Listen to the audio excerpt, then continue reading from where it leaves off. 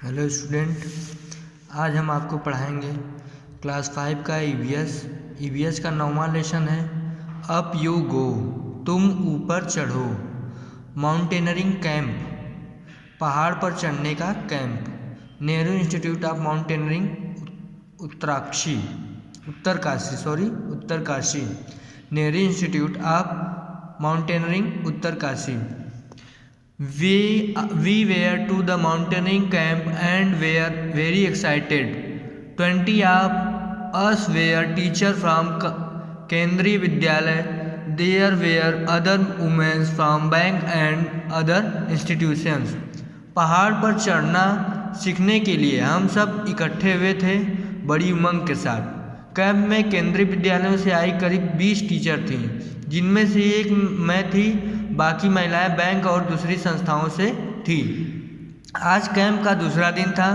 सुबह जैसे ही बिस्तर से नीचे पैर रखा तो दर्द से मेरी चीख निकल गई। एक ही दिन में पहाड़ी सकरे उबड़ खाबड़ रास्तों पर 26 किलोमीटर चलना, वह भी कमर पर सामान से भरा पीठ बैग लेकर के। बाप रे बाप, कल का वह दिन। With a tear in my eyes, I started walking slowly toward the room of Brigadier Gyan Singh, the director of our adventure course.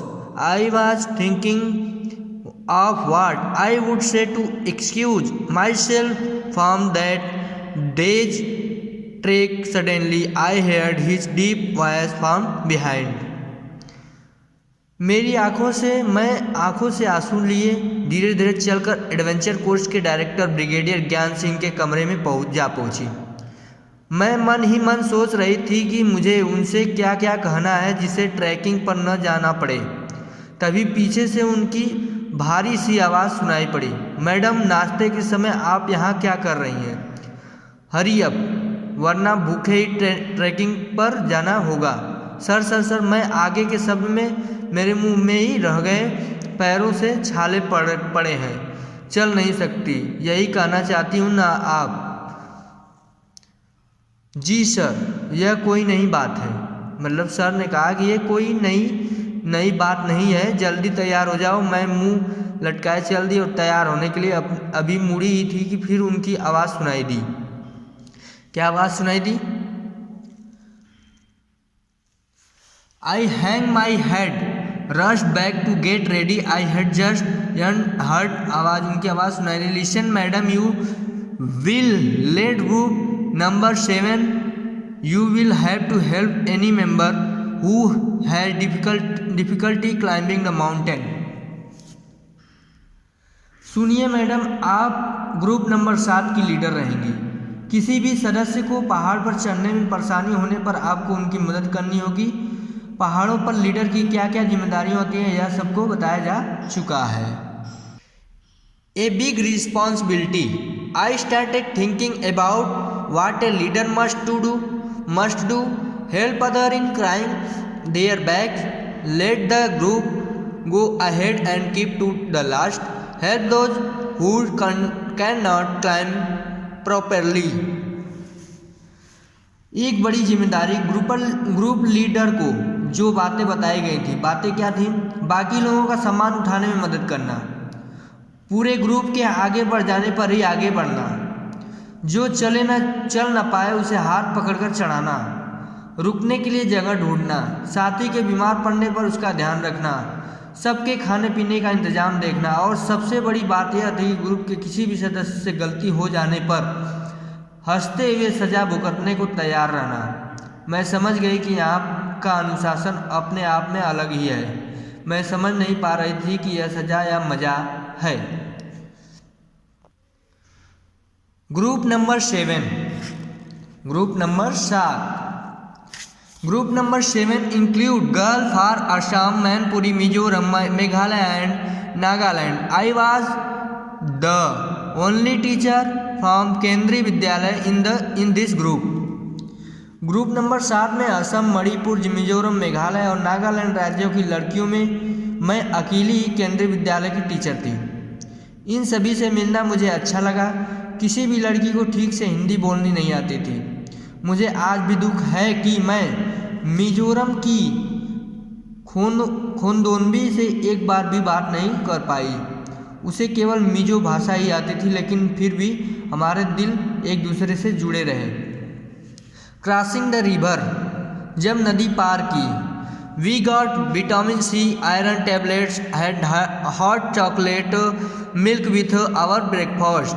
These were given for strength and to keep us warm in the cold. रोज की तरह सभी को नाश्ते में सुबह vitamin C और iron की गोलियों के साथ साथ गरम गरम चॉकलेट वाला दूध मिला। ठंड से बचाव और ज़्यादा शक्ति के लिए सुबह सभी का मेडिकल चेकअप होता था। पट्टियाँ बांधते और दर्द की मरहम मलते हुए रोज रोज एक दिन गिनते। करीब 8 किलोमीटर की ट्रैकिंग के बाद हम नदी के पास थे। नदी के एक किनारे से दूसरे किनारे तक एक मोटा मजबूत रस्सा बंधा हुआ था। इस दोनों किनारों पर बड़े बड़े पिट ऑन से मजबूती से बांधा गया था। अजीब सी बेचैनी थी कि पता नहीं क्यों मुझे बार बार लग रहा था कि कहीं रस्सा खुल गया तो, हुक उखड़ गया तो।